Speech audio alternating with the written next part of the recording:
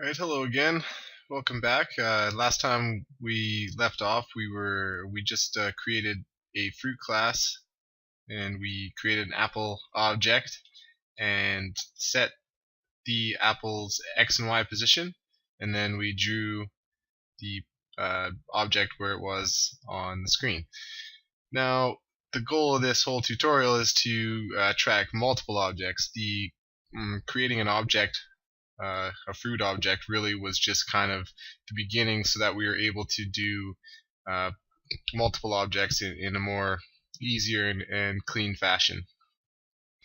So where we are now is we've filtered out the objects, given them a position, and now here's the part where we're going to pack them into a vector of apples. So let's head back to the code. And where we just have our single apple, we're actually going to put in a vector of fruits, and we'll call it apples. We'll delete the old one, and we will head up to top here, and we're going to actually have to include vector. Okay, so just like before, we replaced the x and the y with an apple. We're gonna replace the apple with multiple apples, and this is how we're gonna do it. Alright, so scroll down, and where we once were saying setting our apple's x and y position, I don't know why it's not underlined red, but it should be. It's not going to compile. We're going to have to actually make a temporary apple object, set its x and y position, and then to our new apples vector, we'll be able to push back the apple that we just created. And if you notice, there is a loop here, a for loop. So contained in this loop is the apples vector. So as it finds more and more contours and defines them, it's going to push back an apple for every single one that it defines. And then once it's done through this loop, when we go to draw the objects, we're actually going to draw the whole vector. So instead of apple, we'll pass it apples. And now we got to go back up to our draw object function. And instead of just a fruit, we're going to have a vector of fruits. And we'll call it the fruits, just to be consistent. So once again, we're going to use our little trick here.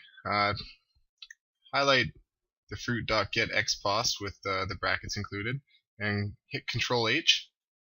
It's going to come up here, but what we have to replace it with is something different than before. We're gonna have to unpack the vector, the fruits.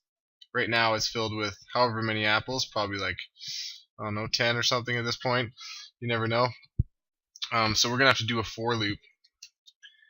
So we say for int I equals 0, I less than the fruits dot size, so it won't go past the bounds of the fruit vector. I plus plus. Encapsulate this whole thing in the brackets. And so every time it calls the fruit.getXPos, we're going to have to replace that with the fruits dot at the index as it iterates through this vector. And then we're going to say, then we say get xpos. So it's gonna go through the vector, and at each position, it's gonna iterate through it, and then it's gonna get the x position. So this is what we're gonna want to replace the fruit.getXPos with. Let's put your cursor right here. Find next, replace, replace, replace. Great. And now, like before, change x with y. Put your cursor here, find next, replace, replace, replace.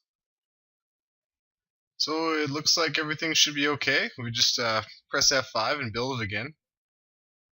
And okay, I don't have an abundance of apples in my household at the moment, so I just printed out a photoshopped picture of some fruits, and if we can filter those out.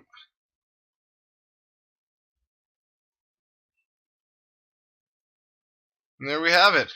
Look at that. We're tracking multiple fruits here.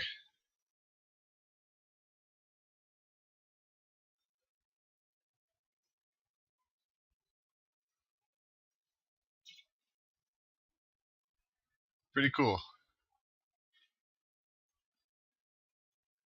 Now I know what you're thinking. You're thinking, hey, well, yeah, that's pretty cool, but it doesn't look anything like the video you showed in the introduction of all the fruits being tracked, and it looked a lot cooler than what we're doing here.